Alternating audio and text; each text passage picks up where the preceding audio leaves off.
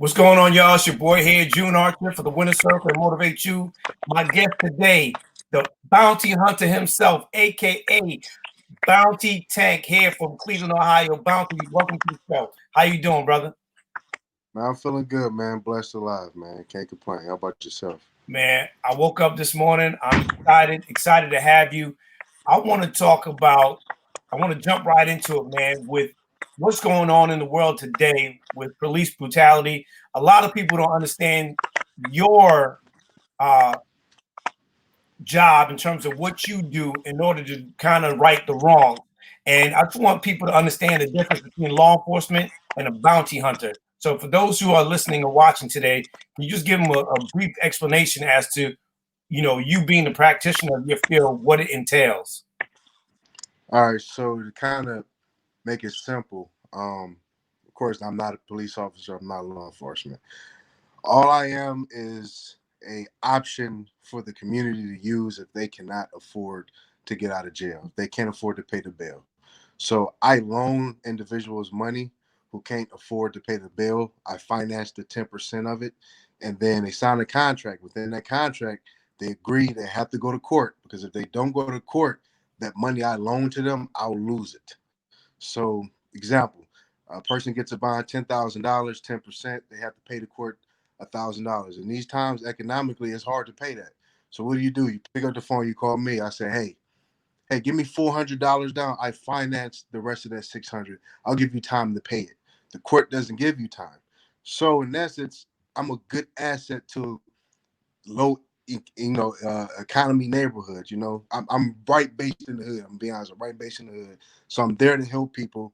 It's always better to fight your cases outside of jail rather than inside. So I'm giving people a second chance. Now, on the flip side of that, if they don't agree, they already agreed. They signed the contract. If they Right. don't abide by it, the court's going to say, hey, Frank, they didn't go to court. You got 45 days to find them, or we're going to take that money. So I have to go arrest them. So that's the only people I'm going after, people that I personally loan money to help them, to get them a second chance, to get out of jail. And they decide to screw me over. So that's where you get the bounty hunting from. Now, interestingly enough, you record these things and you have the platform of YouTube. And I saw a couple of videos, and one thing in particular that I really liked was you kind of expressed that sometimes you don't want to kick anybody's door down. You want to go in and you want to at least have a conversation with these people to get them to understand. For you, how is that perspective helpful for law enforcement for those who find themselves in a situation where they feel they have to use excessive force? All right, this is what it is, and this is why one of the reasons I started this show, man. We talk about us policing us. I'm not afraid of me. I'm not afraid of the hoods, the neighborhoods. I grew up in that. I'm familiar with it.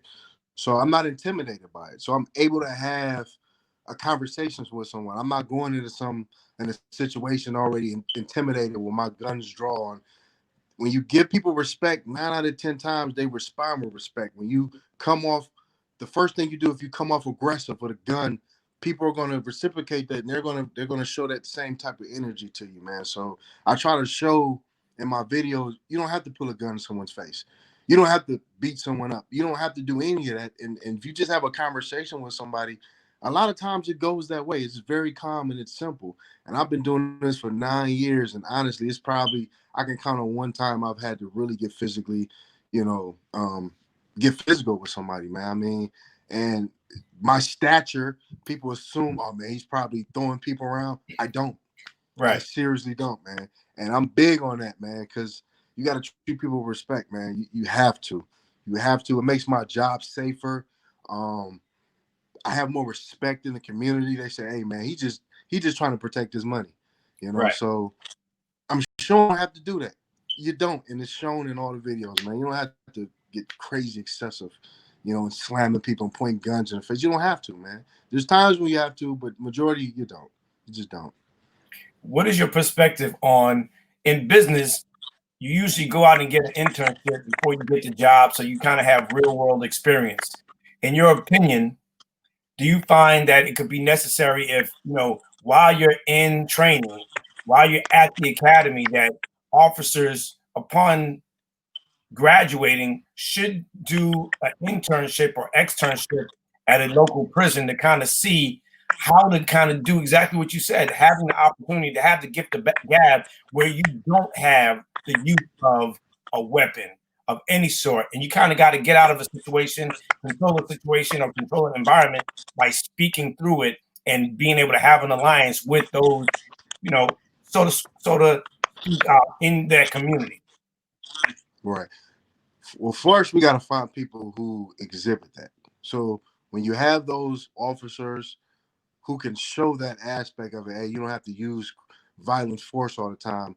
You put those in charge, then I think they need to start having people do 6 months to a year of just ride-alongs with that officer. Learn the community. Get comfortable with your work environment. Don't just place an officer who's never been in a black community, in an urban community. They've never been in it before. They're going to be frightened. They're going to be scared. I mean, let's be honest. There'll be a They're going to be disconnect. scared.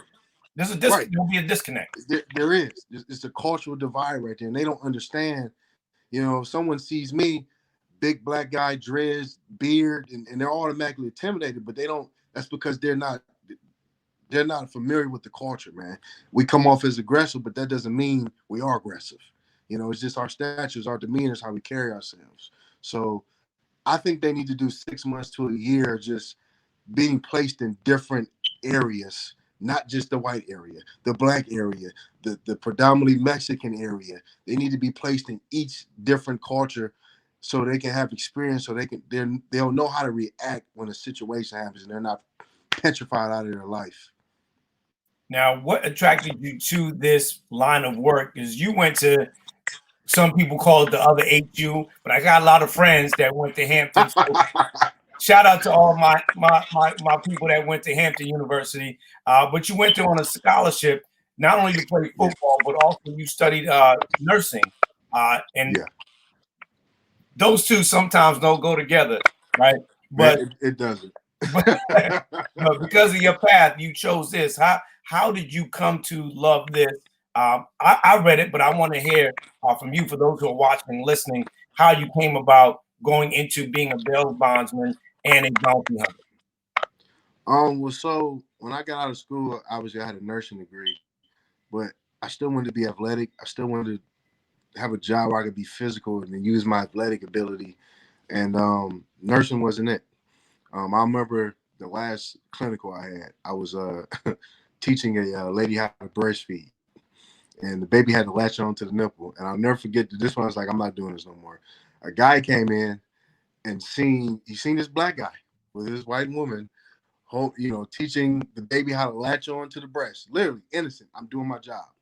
And this man flipped out, called me all type of names, nigga, this and that. And I was like, this is not for me. And it wasn't just that, but it was just I couldn't use my fullest potential as a person, in life. So I looked up being a marshal because they had a little bit more free range. They could do more travel, but it was a hiring freeze at the time. So I just kind of just doing Google search. I kind of stumbled upon bounty hunt, and I said, "Oh man, what is this?" It's kind of like being a marshal, but it's not. You kind of work for yourself. So I got licensed actually while I was still in school, still doing nursing, and I got my license in the first hunt. Man, I literally just fell in love with it. I was just good. I was just a natural, and I think God put me. That was my calling. It was my calling. I want to go back to that interaction with that man. When you think about those interactions, how can we move forward, Bounty, with race relations as they exist today? Because in that moment, he looked at you for what he believed you were or what he believed you might be doing. And sometimes it's a case of mistaken identity, right? It's a case of, as we said, not understanding cultural differences based on what we look like, how we talk, how we walk, the swag that we have. How do you think we can bridge that gap when it comes to basing what we think someone is capable of doing just by what they look like? I think people just need to have an open mind. People are very closed-minded. People typically take what they see off the internet, off media, and that's what they form their opinion on people for. So I mean, if individuals have an open mind, an open heart to meet someone, to learn them, I think we'll be better off. But I think that's going to take. I mean, honestly, I'm gonna be honest. I think the adults in this age, when you get to a certain age, that's just who you are. I think the youth is going to be able to change that. You know, there's a lot more interracial dating going on. Area I live, there's a lot of it. So I think the youth is going to be able to change it. I think a lot of people, you know, in their older age, they're stuck in their ways. So I feel like when the younger youth gets a little bit older, it's going to change. But as far as people, I think in the 40s and 50s, I don't think they're ever going to change their mindset. That's just the way they are, and they've been like that the rest of their lives. So you gotta have an open mind. You gotta have an open mind and an open heart. No, definitely. How important is it to be physically fit to do what you're doing? You are also a fitness ambassador, and you have videos uh, training, showing people how to train. The people around you are training. How important is it to be physically fit and mentally fit to do what you're doing? Um, it's crucial, man. It's the difference between living and dying. To be honest, um, me staying in shape, and this is good. You asked this question. Like me being in shape, I might have to tussle with somebody for minutes, tired, out of breath. By me being in shape, I can go that distance with them. Say somebody else is not in shape. When you at your complete loss and you feel like you're gonna, you're done. That's when people draw weapons. Right. They use. So I stay in shape. I'm ready for that. I'm ready in case I got to chase them around. I'm ready if we're tussling. So I don't have to resort and grabbing a gun in my last resort. I don't need to do that. Also, my stature and the way I walk, my demeanor saves a lot of trouble. I mean, I'm not saying you have to be cock diesel like me, but when I walk into a room, there's a presence and it demands respect, and people think twice before testing it. Now you got those who don't care. There's always people who don't care, but the majority is like, all right, if I test this dude, this may happen. So that keeps stuff kind of aligned. I'm gonna be honest, it does. I walk. Sometimes I just walk in places like, hey man, you gotta go to jail, and they turn like, what? Oh, okay, and they cool. All right. you know. Tell me where to So go. it saves a lot of I'm hassle. ready. Like just imagine if you seen cops just walking around, just cocked. People would kind of react a little bit different. It'd be a little different. So Yeah, I I take think, that seriously. I think it would. I think it would. Uh, you got bit by the music bug this past March. You dropped your single "I'm Outside." I'm digging the record. Tell me how that went up, how Appreciate that it. came about. Man, it's just a theme song. I want to do my own theme song, man. So, music is the most influential thing, in my opinion, to youth. I think that is music. It controls the culture, the fashions, the trends. It's all through music. And if you can reach people through music, man, you can change. You can change lives. So I wanted to get that street vibe, but it's not the same street stuff. I'm not talking about killing people or selling drugs. So I want to get that same vibe, but it's talking about something different. So then they're like, man, who is this dude? It sound hood, but it's not. And then they go look me up and they're like, oh man, this dude doing the complete opposite. He's doing something positive, and maybe I can influence some kids. They don't have to do what I'm doing, but they just want to follow their dreams. They see somebody doing something positive. So when you see somebody rapping, doing something positive, it really influences, youth, man. So that's my big deal right there. Let's talk about this new record that's dropping, featuring Chip the Ripper. Uh-huh. It's making noise, man. Let's talk about it. This song is actual true stories of people that I either know personally or that I've worked with, um, and they lost their lives to the street. I don't knock anybody that's in the streets that's hustling and do what they need to do to survive. I don't judge, but there are some people who don't have to do that. You didn't grow up in that environment. Right. And again, because of the trends in the music, people feel like they got to be street. They got to be in the hood. They got to be, and you don't. And just people who grow up in good neighborhoods, good families, wholesome families, opportunities, and they want to be a part of that, and they don't have to, and they wind up losing their life in the streets, man. So I just want to deter people. You don't have to live that life, man. it don't make you cool to go be in the streets. You know, it just doesn't. If you're already in a situation where you don't have to be, don't go there, because they trying to get out of the hood. And trust me, when they get out, these rappers, man, they're not going back. They living their lives and doing better things. I mean, it's about getting out the streets, not getting back in them. For you, So, along this journey, you've been doing it some time now. You have some years in. What has been the best piece of advice that you've been given to excel in this field? that I've been given, Yeah. let's see. I think I was told that your path is not for everybody. So, and that stuck with me, because you get some times where you're trying to follow your dreams and no one else is on that path with you. They don't understand it. They might down you, or their negative energy, and you got to understand that you might take that path alone. And when you understand that not everybody's going to support you, or you can get that in your mindset that you might have to do this by yourself, you're going to be successful. And that stuck with me, because it's hard to deal with a lot of hate. It's hard. And when you don't have the people closer to you, maybe even supporting you, it becomes an even harder situation. So that stuck with me. Your path is not for everybody. So when I'm on that path, when I'm by myself, I'm not bothered. Now, we're in some really interesting times where people are losing their jobs, losing their homes. People have lost family to COVID. Some people are getting hurt because of the protesting. As a way to uplift the people who are watching and listening today, from your perspective, what is the best thing you could share today that has helped you get through tough times? I mean, I guess it's really cliche, man, but there's always light at the end of the tunnel, man. So anytime there's this misery, just a lot of stuff going on in my life, or just period, where there's so much drama going on, that means something's good coming. And that's how I operate. Anytime, it's an old saying my mom used to say, when it rains, it pours. Mm, That's the truth. When mhm. stuff is happening, man, everything happens. Everything's closing in. But I guarantee you, God got something good coming. And it's always worked out that for me. When I have tough times, I always remember something's good gonna happen. It's happening for a reason. This is a test. Um, God's shifting things. This is supposed to excuse me, this is supposed to happen. So there's always something good that's going to come out of it. Now, with that shift, right?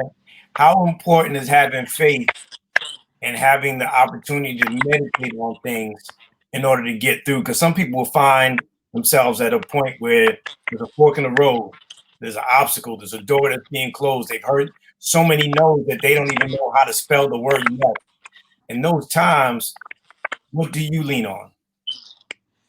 God, I lean on God. I just keep praying. I just have faith, man. And I don't think you can really teach somebody faith, man. I think it's just something that they had to experience on their own. I mean, I think it's just something, even myself, when I would go through tough times, excuse me, allergy, I would go through tough times. And right when sometimes you feel like stuff isn't going to work out, God shows you something.